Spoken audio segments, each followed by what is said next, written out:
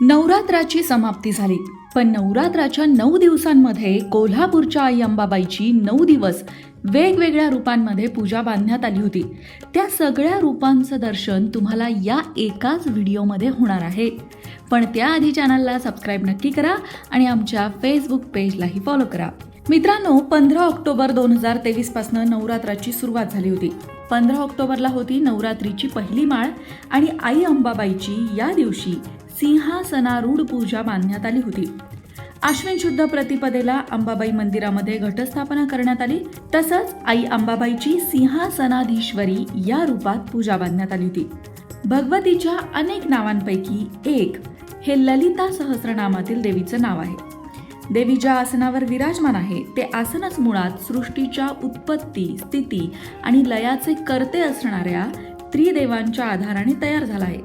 त्यामुळे जगदाद्य शक्ती अशी करवीर निवासिनी नवरात्रीच्या पहिल्या दिवशी सिंहासनावर विराजमान होऊन भक्तांना दर्शन देत होती. नवरात्रीची दुसरी माळ 16 ऑक्टोबरला होती आणि या दिवशी आई अंबाबाईची महागौरीच्या रूपामध्ये पूजा बांधण्यात आली. दुर्गेच्या 8व्या रूपाचं नाव महागौरी आहे. महागौरी पूर्णतः गौरवर्णाची आहे. पार्वती मातेने भगवान शिवशंकरांना प्रसन्न करून घेण्यासाठी कठोर तपश्चर्या केली होती. तिने प्रतिज्ञा केली होती की मी लग्न करीन तर शिवाशीच करीन आणि त्याशिवाय कुणाशीही करणार नाही.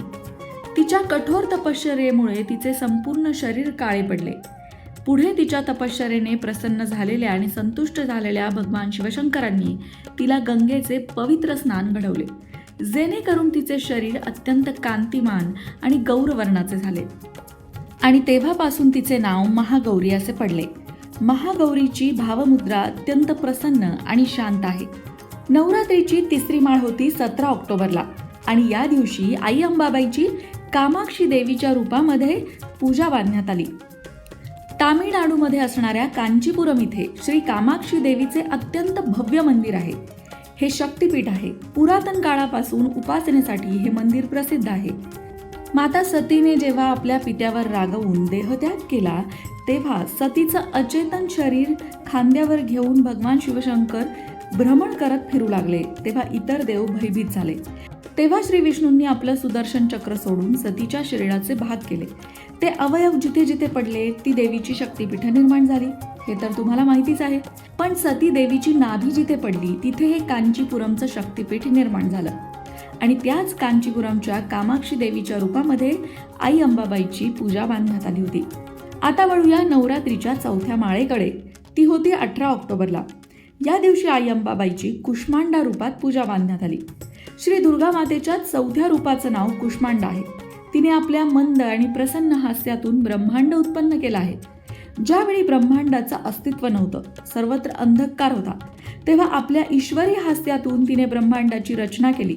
अर्थात हीच ब्रह्मांडाची आदिशक्ती आहे. हिचा निवास सूर्यलोकात आहे.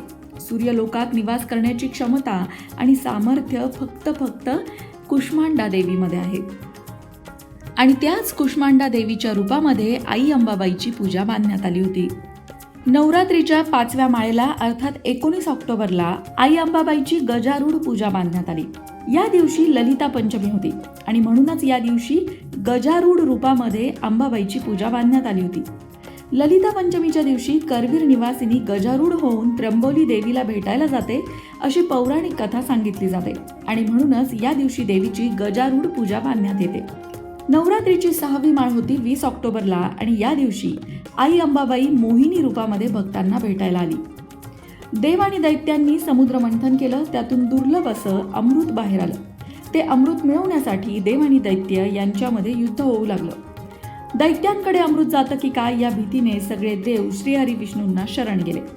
श्रीहरी विष्णूंनी सुद्धा देवतांचं रक्षण करण्यासाठी श्री ललिता देवीची आराधना करून ध्यान योगाने स्वतःच्याच ठाई श्री मातेचं रूप प्रकट केलं.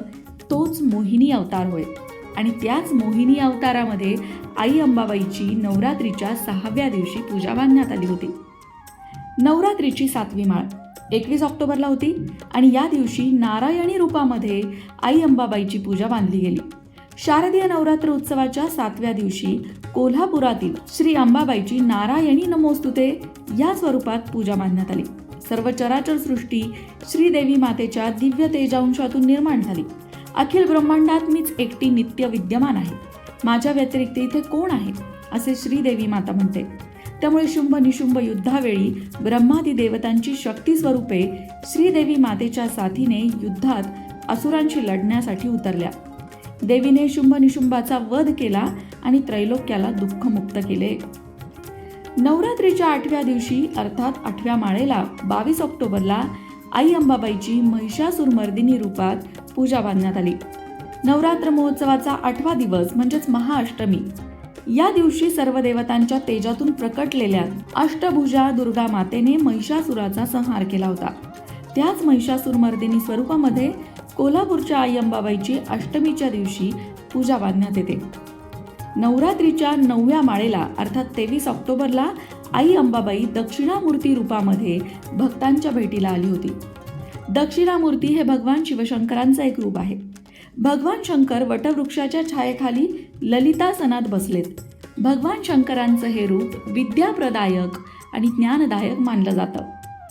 तर मंडळी, अशा प्रकारे नवरात्रीचे 9 दिवस आई अंबाबाईची वेगवेगळ्या रूपामध्ये पूजा मांडली जाते आणि आई अंबाबाई भक्तांच्या भेटीला वेगवेगळ्या रूपामध्ये येते.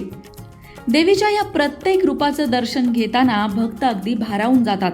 मंदिरात 9 दिवस प्रचंड गर्दी पाहायला मिळते, कारण भक्तांना देवीच्या या प्रत्येक रूपाला आपल्या डोळ्यामध्ये साठवून घ्यायचं असतं. देवीची ही 9 रूपं एकाच व्हिडिओमध्ये लोकमत भक्ती चॅनल खास तुमच्यासाठी घेऊन आलंय. तुम्हाला घर बसल्या 9 रूपांचं देवीचं दर्शन या व्हिडिओतनं निश्चितच झालंय. इतरांनाही ते होऊ द्या, त्यासाठी व्हिडिओला शेअर नक्की करा. आणि तुम्ही सुद्धा आई जगदंबेचे भक्त असाल तर कमेंट बॉक्समध्ये आई जगदंबेचा उदो उदो लिहायला विसरू नका. अशाच प्रकारच्या माहितीपूर्ण व्हिडिओंसाठी लोकमत भक्ती चॅनलला सबस्क्राईब करा आणि बेल आयकॉनवर सुद्धा क्लिक करा, म्हणजे आमच्या नवनवीन व्हिडिओचं नोटिफिकेशन तुम्हाला मिळत राहील. तसंच योग्य आध्यात्मिक मार्गदर्शनासाठी लोकमत भक्तीच्या फेसबुक पेजला फॉलो करायला विसरू नका.